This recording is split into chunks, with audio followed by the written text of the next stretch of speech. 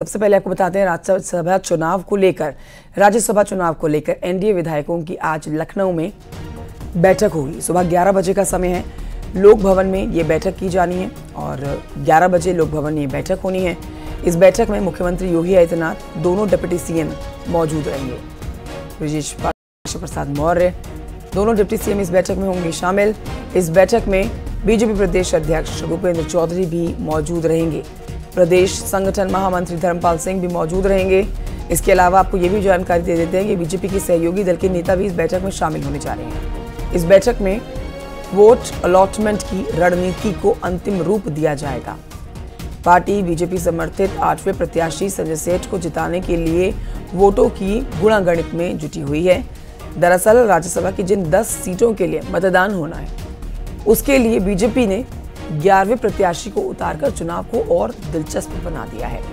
राज्यसभा चुनाव के लिए कल वोट डाले जाएंगे और कल वोट डाले जाने से पहले आज ये बैठक काफी बड़ी मानी जा रही है। और इस बैठक के मायने क्या हैं, ये समझ लेते हैं हमारे सहयोगी संकेत से। फोन लाइन पर इस समय मौजूद है संकेत।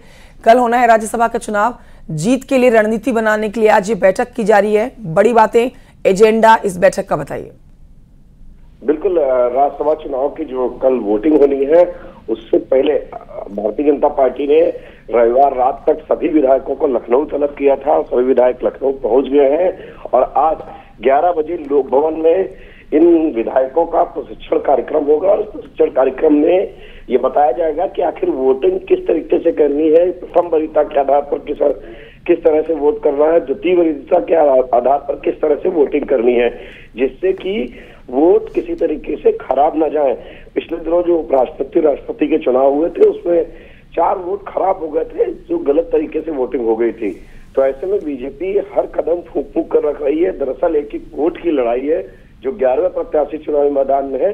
तो ऐसे में संजय सेठ और समाजवादी पार्टी के प्रत्याशी के बीच में सीधी लड़ाई है और एक एक वोट की कीमत है।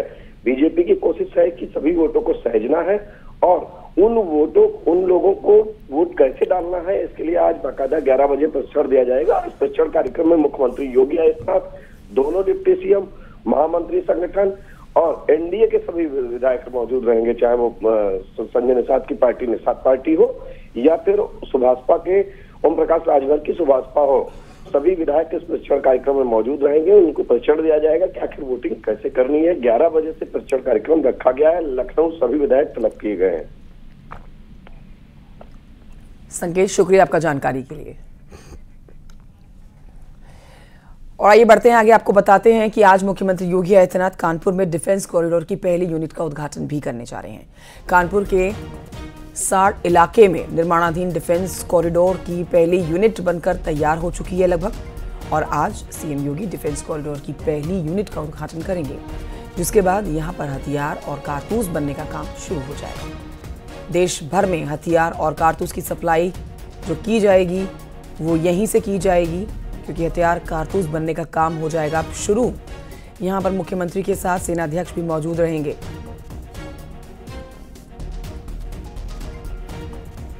तो मुख्यमंत्री योगी आदित्यनाथ आज कानपुर में मौजूद रहेंगे। डिफेंस कॉरिडोर की ये पहली यूनिट तैयार हो चुकी है, जहां से अब जल्द ही काम शुरू होगा, जिसका उद्घाटन आज मुख्यमंत्री योगी आदित्यनाथ करने जा रहे हैं। देखिए, सबसे बड़ी बात यह कि हथियार और कारतूस बनने का जो काम शुरू होगा तमाम राज्यों में, अब यहाँ से ही, यानी कि उत्तर प्रदेश से बने हुए हथियारों से ही अब यहाँ की सप्लाई की जाएगी पूरे देश भर में, जहाँ जहाँ जिन जिन राज्यों में ज़रूरत होगी। और इसी कॉरिडोर का, डिफेंस कॉरिडोर का, मुख्यमंत्री योगी आदित्यनाथ अब से थोड़ी देर के बाद, ये पहली यूनिट है जिसका उद्घाटन करने जा रहे हैं।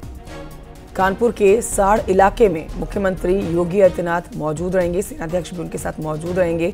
निर्माणाधीन डिफेंस कॉरिडोर है ये, जिसकी ये पहली यूनिट बनकर लगभग तैयार हो चुकी है, और इसी का उद्घाटन करने के लिए मुख्यमंत्री योगी आदित्यनाथ पहुंचेंगे। सीएम योगी डिफेंस कॉरिडोर की पहली यूनिट का उद्घाटन करेंगे, जिसके बाद यहां पर हथियार और कारतूस बनने का काम शुरू हो जाएगा। ये बहुत महत्वपूर्ण यूनिट आप कह सकते हैं सुरक्षा के लिहाज से, जिसका आज मुख्यमंत्री योगी आदित्यनाथ उद्घाटन करने जा रहे हैं।